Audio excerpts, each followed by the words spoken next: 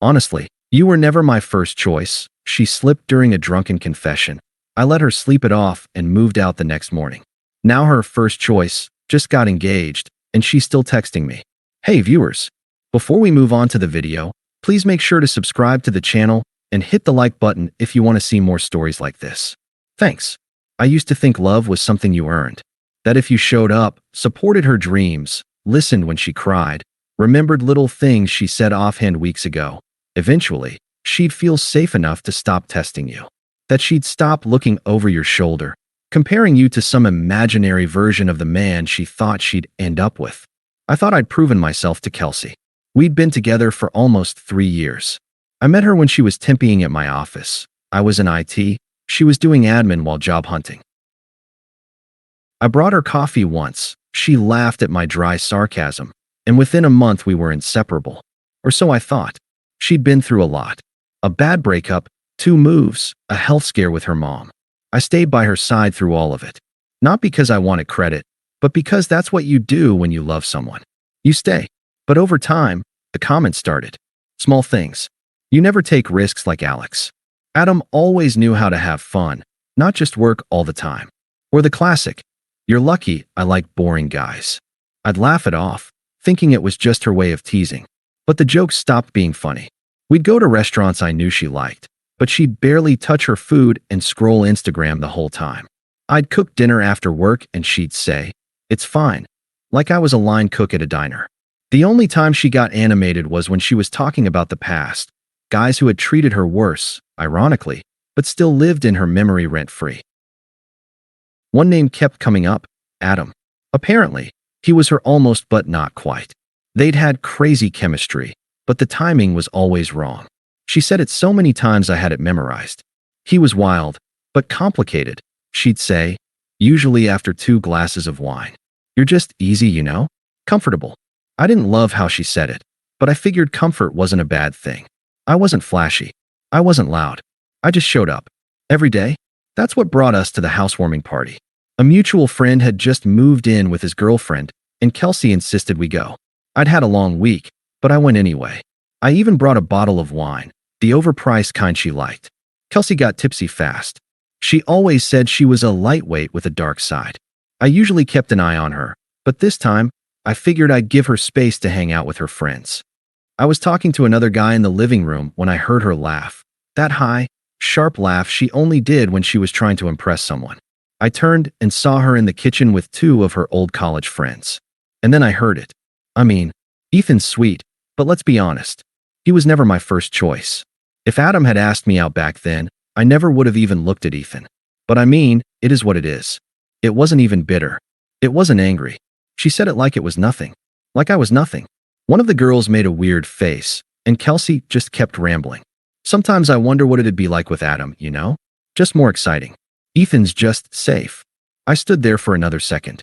Then I turned back around, finished my drink, and waited until she came stumbling out an hour later. When I offered to drive her home, she smiled like nothing had happened. I helped her into the car. She passed out 10 minutes into the drive, head resting against the window like a child. When we got home, I helped her inside, laid her gently in bed, and pulled the covers over her. She didn't even stir. Then I sat down on the couch and didn't sleep for a second. I left just after sunrise. Didn't slam a door. Didn't pack boxes. Just grabbed what I needed, a duffel bag with some clothes, my work laptop, toothbrush, charger, and walked out. Left the key on the kitchen counter next to the empty wine glass she hadn't cleaned up. I didn't leave a note. She'd said enough. It was a strange calm. Not rage. Not heartbreak. Just clarity. Like finally noticing a leak in your ceiling and realizing it had been there the whole time. You just didn't want to look up. I crashed on a friend's couch for a few nights. Then found a short-term sublet from a guy leaving town. No questions, no explanations. I went to work. Ate my lunch in silence. Slept better than I expected. Kelsey texted me at 9:42 a.m. that morning. Kelsey, hey, where did you go? Did you have to work early or something? I didn't answer. An hour later, Kelsey, you didn't say anything. I woke up alone. Then, Kelsey, did something happen? You're scaring me. I put my phone face down and went back to reviewing a client report. By noon, she was calling. I let it ring. Then again, I watched it light up, buzz and die. She didn't leave a voicemail. At 4:17 p.m., another text. Kelsey, can you just let me know you're okay? I'm freaking out. I didn't respond. Not because I wanted to hurt her, but because I finally understood something she never did. Silence speaks louder than begging ever could. The next day, I blocked her on Instagram, then Facebook, then Venmo, just for good measure. The digital surgery felt clean, final, like removing a splinter that had been festering for years. I left our shared Spotify playlist untouched. Let her see the empty green icon next to my name disappear. By the third day, she was reaching out to mutual friends. A buddy of mine texted, Jake, hey man, Kelsey's asking around. She says you disappeared, and she's worried. You good? I didn't answer him either. Not out of malice, but because there was nothing to explain. I hadn't ghosted her. I just finally accepted the truth she'd been whispering between the lines for years. By the weekend, I started getting paragraphs. Kelsey, I don't know what I said or did. You're being so unfair. I've been trying to talk to you, and you're just ignoring me. If something's wrong, at least be an adult and say it. Kelsey, was it something I said at the party? I honestly don't remember. If it's about Adam, I was just joking. You know that, right? Please don't let one dumb thing ruin us. That was the moment I knew she remembered exactly what she said. She wasn't confused. She just didn't think I heard it. I didn't reply. Instead, I went for a long walk. Bought myself dinner. Watched the sun set from a park bench near the river. I hadn't done that in years, just sit with myself. The strange part? It didn't feel like a breakup. It felt like I had escaped something. Like I'd finally stopped trying to prove to someone that I was worth loving. And she had given me the answer, loud and clear. I was never her first choice. Just the safe one. It took her a week to stop pretending she didn't remember. The texts went from confused to passive-aggressive to apologetic in record time. Kelsey, you're really gonna ghost me after everything we've been through? Kelsey, fine. If you're done, at least say so instead of acting like a child. Kelsey, I'm sorry, okay? I was drunk. I was venting to my friends. It didn't mean anything. Still, I didn't answer. I didn't know her closure for something she handed me without realizing I'd overheard it. She knew what she said, and it was never about Adam. Not really. It was about how she saw me, as something to settle for. A placeholder. A soft landing until something more exciting came along. And she didn't just say it in private. She said it publicly. With a smile. With pride. Like I should be grateful to even be in the room. By the third week, she started posting those classic desperation stories on Instagram. You don't know what you got till it's gone. Old photo of us holding hands at a concert. Tagged memories. Poll. Do people ever come back after a fight? I didn't watch a single one. But my friends did. Jake sent me a screenshot of one of her captions. People don't throw away something real unless they never cared in the first place. Broken heart. He followed it with, she's losing it, dude. I didn't respond. Then the Adam arc started. A mutual friend mentioned he'd moved back to the city. She bumped into him at a gallery opening and posted a pic of the back of his head. Real subtle. Then came the soft launch era. Dinner plates across from a man's arm. Spontaneous nights, planned ones. Some people just get you. I didn't care. And she knew it. The post got more obvious. Timing is everything.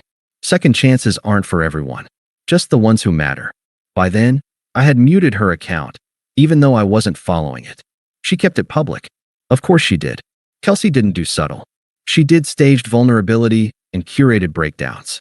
But she was still trying to get my attention, not his. And I wasn't giving either. The real punch landed 4 months after I walked away. It was a Thursday. I was finishing up a late lunch when Jake texted me 2 words. Jake, he's engaged. I didn't even need to ask who he was. A few minutes later, I saw the screenshot. Adam, her golden boy, the man she fantasized about out loud, had posted a photo of a ring on a woman's hand. She said yes. Italy, here we come. Her name was Lena. She was stunning. And most importantly, she wasn't Kelsey. I scrolled through the post out of morbid curiosity. They'd met while working abroad over the summer. Apparently, they'd kept things quiet until now. Lena had one of those painfully elegant smiles and a PhD in environmental law. The caption made it clear they were planning a wedding, not an Instagram stunt. I waited for Kelsey's reaction. I didn't have to wait long. Her timing is everything captions vanished. A week later, she posted a black screen with a single sentence. Sometimes the people you fight hardest for are the ones who break you the worst. Then came the oversharing. I'm tired of being used. Some people never deserved you in the first place. Healing isn't linear, and neither is grief. No more cryptic dinner photos. No arm-in-frame soft launches. No sparkle emoji. She messaged me again 2 days later. Kelsey, I know you don't want to hear from me, but I can't stop thinking about what we had. I've been so lost lately. I know I said terrible things, but they weren't true. Not really. I was scared. I didn't know how to be loved the way you loved me. Then a voice memo. I didn't listen to it. Then a second message. I saw the engagement post. I guess you heard. Still, I said nothing. That was when her friends started reaching out. Jake showed me a message he got. Kelsey, do you think Ethan would ever talk to me again? I just want to explain. That's all. Another one came from her old roommate, Katie, who had always pretended to like me.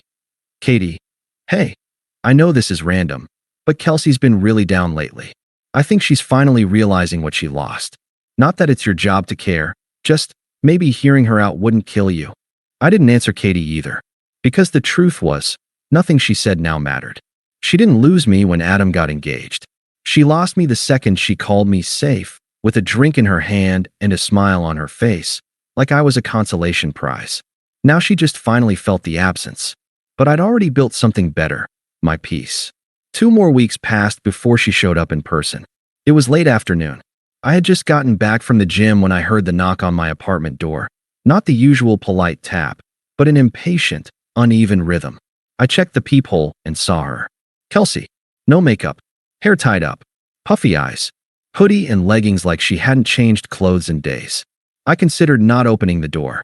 But something told me this needed to happen. Not for her closure, but for mine. I opened it. She froze when she saw me. I said nothing. Just stood there, holding the door half open. Kelsey. Hey, can I come in? I didn't move. Kelsey, please. I won't take long. I didn't know how else to talk to you. I stepped aside. She walked in slowly, looking around like it was the first time she'd ever really seen the place. Clean, organized, peaceful. No trace of her in sight. She sat down on the edge of the couch like it might reject her. Kelsey, I miss you. I said nothing. Kelsey, I know I screwed up. I know I said awful things. I wasn't thinking clearly that night. I was drunk. I was being performative, trying to sound cool in front of people I hadn't seen in years. But that's not how I really feel about you. I leaned against the wall, arms crossed. Kelsey, you were always good to me. You were steady. You cared about me in ways no one ever did. And I took it for granted. I see that now. You didn't deserve what I said. I wish I could take it back. She looked at me like she was waiting for me to jump in, but I didn't. Kelsey, after you left, I felt like I couldn't breathe. I kept thinking you'd come back. That we'd talk. That you'd want to fix it. But you just vanished. And Adam, he was never what I thought he was. He didn't want anything real. He just liked the attention. I chased a fantasy and lost the only person who ever actually loved me. I was stupid. But I'm here now. And I'm asking you, please. Just talk to me. There it was. The shift. From smug dismissal to shaky desperation. The same voice that once said I was never her first choice was now begging to be seen. I finally spoke. Me. You're not sorry for what you said. You're sorry I heard it. Her face fell, instantly.